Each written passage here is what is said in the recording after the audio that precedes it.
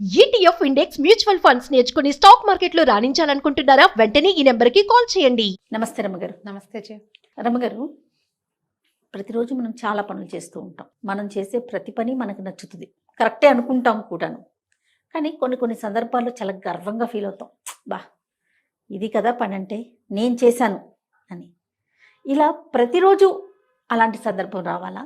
అలాంటి సందర్భం రావాలంటే ఎలా ఉండాలి? అంటే ప్రతిరోజు మనకి మనం గర్వపడేలాంటి పనులు చేయగలుగుతామా? అలా చేయాలంటే ఎట్లా? అంటే ఈ గర్వపడ్డం ఎలాంటిది? కొంతమంది పాజిటివ్ గా గర్వపడతారు, అంతే కదా రమ్మగారు. కొంతమంది నెగిటివ్ విషయాలు బాగా చేశాను వీళ్ళకి శాస్తి, అప్పుడు కూడా గర్వపడతారు. అసలు నెగిటివిటీ వద్దు రమ్మగారు, తీసేద్దాం. మనం పాజిటివ్ గానే ఆలోచిద్దాం. ఉదయం పొద్దున్నే లేస్తే రోజు కంటే ఒక అరగంట పొద్దు, అబ్బా శబాష్ అర్లీగా లేచాను ఇవాళ, నేను చాలా పని చేయొచ్చు అని సంతోషపడతాం. రైట్. తొందరగా లేచి చకచక, అబ్బా ఇవాళ చాలా స్పీడ్గా పని చేసేసాను, బోల్డ్ పనులు అయిపోయినాయి, ఇంకా మనం అక్కడికి వెళ్ళచ్చు ఇక్కడికి వెళ్ళచ్చు, శబాష్ వెరీ గుడ్. మనం ప్రైజ్ చేసుకోవటం. ఏదైనా చక్క మంచి చీర కట్టడం, శుభ్రంగా చక్క తయారయ్యాం, హే సూపర్ భలే ఉన్నావు నువ్వు అని మనమే కితాబిచ్చుకోవచ్చు.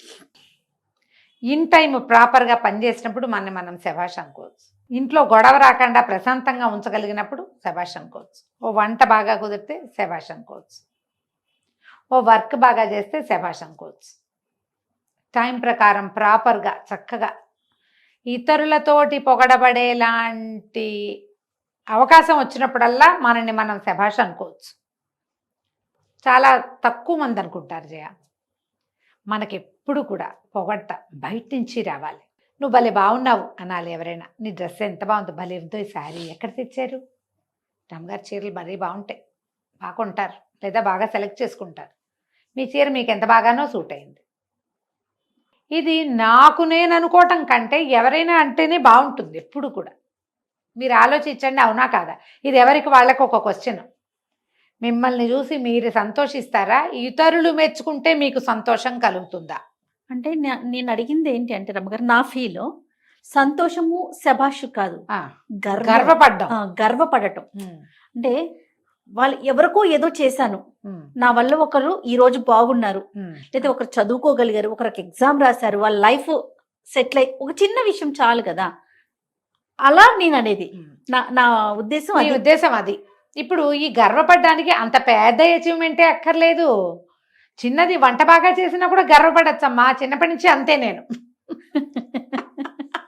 ప్రతి వాళ్ళు అద్భుతాలు అచీవ్ చేస్తారా జయ? చెప్పు. అలా చేయటానికి ప్రయత్నం చేయొద్దంటారా? చెయ్యొద్దా అంటే చేస్తే చేస్తారు, కుదురుతాయి కొంతమందికి. కొంతమంది ఏం చేసినా అడ్వర్స్గా ఐస్ వస్తుంది, సరిగ్గా కుదరదు. బాగా చేద్దాం అనుకుంటే వినాయకం ప్రకుర్వాణో రచయామాస వానరహ. ఏమిటి, వినాయకుడిని చేద్దాం అనుకుంటే కోతి బొమ్మ తయారైంది. ఏం చేస్తాము? ఏం చేయలేం కదా. చిన్న చిన్న విషయాల్లో మనల్ని చూసి మనం గర్వపడచ్చు. మనం చూసి మన అమ్మ, మన అక్కయ్యలు, మన నాన్న, మన భర్త, లేదా మన పిల్లలు, మన అత్తగారు, మన స్నేహితులు, మన కంపెనీ, మనం ఎక్కడ పని, వాళ్ళు గర్వపడేలాగా ఉండాలి. ప్రౌడ్ ఆఫ్ యూ అనాలి. మనకి మనం అంటే మీరు అన్నట్లుగా ఈ చిన్న చితక పనులు చేసుకొని మనం మురిసిపోతాం. మనం చేసిన పెద్ద పని ఎదుటి వారికి గుర్తింపు పొందబడితే వాళ్ళు నీ వల్ల నువ్వు మా కుటుంబానికే గర్వకారణంగా ఉన్నావు అనిపించుకోగలిగితే అది కదా అచీవ్మెంట్.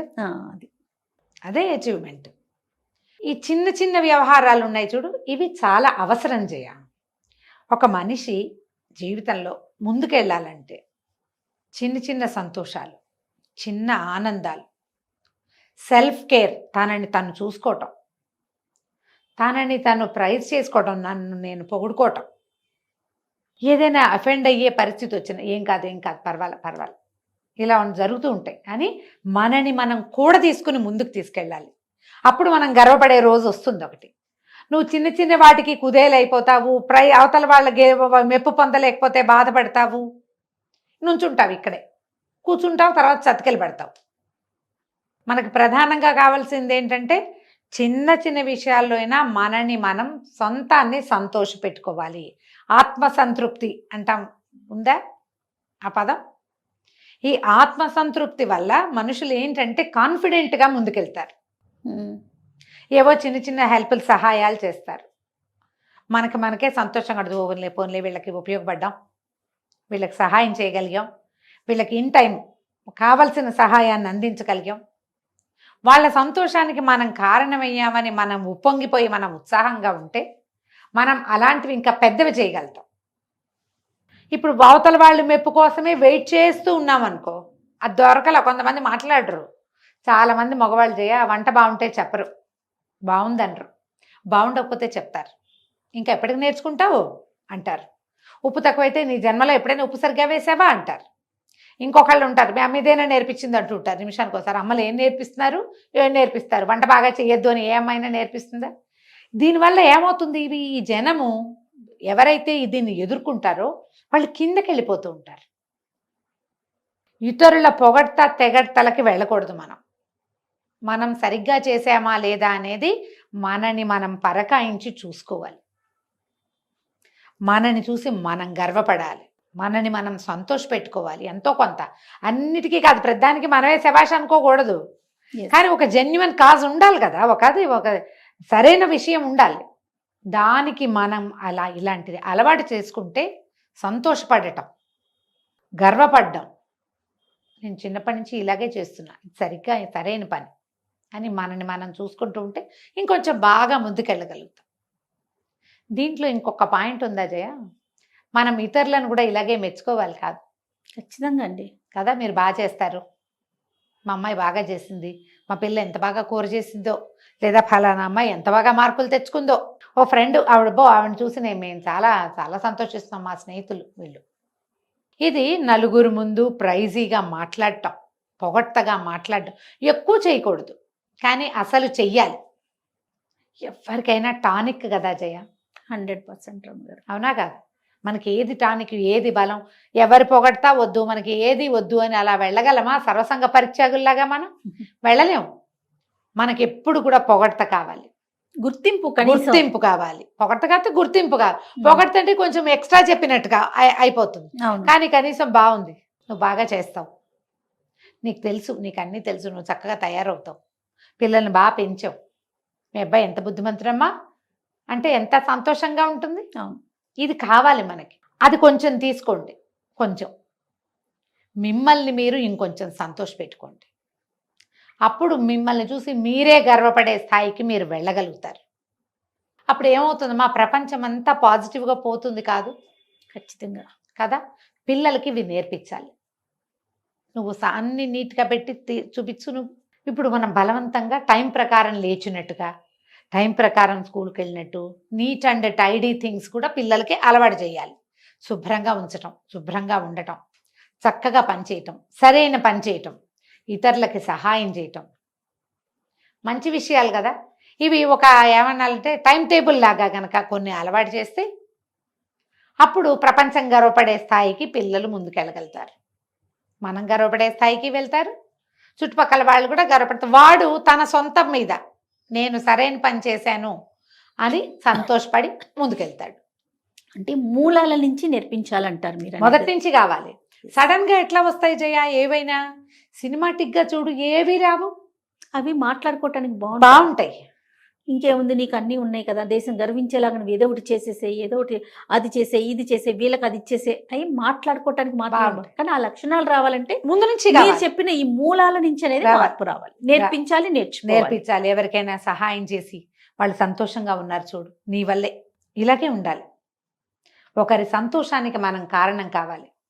వాళ్ళు సంతోషంగా ఉంటే నువ్వు గర్వపడచ్చు, ఉప్పొంగిపోవచ్చు. అంతే కదా. ఆ సంతోషం నేను ఇంకా పాజిటివ్గా ముందుకు తీసుకెళ్తుంది. మరింతగా మన సంతోషం చుట్టుపక్కల పాకుతూ ఉంటే, ఇప్పుడు మనకి నవ్వొచ్చింది జయ, నువ్వు నేను నవ్వుతున్నావు, మీరు ఎవడో ఇంకోటి వస్తాడు, ఏం మేడం నవ్వుతున్నారంటే వాడికి ఏదో చెప్పి వాడు కూడా నవ్వుతాడు. మీరు ముగ్గురు నలుగురు నవ్వుతుంటే ఐదో వాళ్ళు విషయం తెలియకపోయినా నవ్వుతారు. అవునా కాదా? సంతోషం అట్లా వెళ్తుంది. ఇది అలవాటు చేయాల్సిందే. ఖచ్చితంగా ఆలోచించండి. తప్పకుండా. ఇది గిఫ్ట్ చేయటం, హెల్ప్ చేయటం, కనీసం మాట సాయం, పెద్ద పని చేయలేం, మాట సాయం చేయి, ఫోన్ చేసి కనుక్కో, ఒక్క వాక్యం, వాట్ ఈజ్ వాట్ అని తెలుస్తుంది నీకు, ఏమిటి వీళ్ళ సంగతి. అంతే. కొంతమంది ఎట్లా ఉంటారంటే, మనమే ఎందుకు చెయ్యాలి, వాళ్ళు మనకి ఏమైనా చేశారా? ఆడవాళ్ళు మగవాళ్ళని, మగవాళ్ళు ఆడవాళ్ళని కంట్రోల్ చేస్తారు సహాయాలు చేసే విషయంలో. ఎందుకు అక్కర్లేని పనులన్నీ పూసుకుంటారని. ఇప్పుడు ఈ సహాయం అనగానే తీసుకెళ్ళి మనం వెళ్ళి సమస్యల్లోకి వెళ్ళిపోకూడదు. సహాయం వరకే ఉండాలి. మనం కూడా పోయి గొంగల దూకేలాగా కాకుండా రైట్. సహాయము, మంచి మాట, తెలివైన మాట, సరైన సమయంలో సరైన మాట చెప్పటము, లేదా ఇదిగో ఇలా వెళ్ళండి అని ఒక గైడెన్స్, ఒక దారి చూపించటం, చేయాలి. ఒక మార్గదర్శకత్వం, ఏదో ఒకటి ఈ పక్కకి వెళ్ళండి, ఇలా వెళ్ళండి, వాళ్ళని అడగండి, వాళ్ళకి తెలుసు, వాళ్ళ దగ్గరకు వెళ్ళొచ్చు మీరు. ఇలాంటిది ఏదైనా సరే మీ వల్ల అయితే చేయండి, మీ పిల్లలతోటి చేయించండి, భర్తల్ని కూడా ప్రోత్సహించండి, మోతాదు మించకండి. ఎస్. సహాయం చేయండి అంటే అదే పనిగా కాదు, జాగ్రత్తగా. రైట్. నమస్తే. నమస్తే జయ.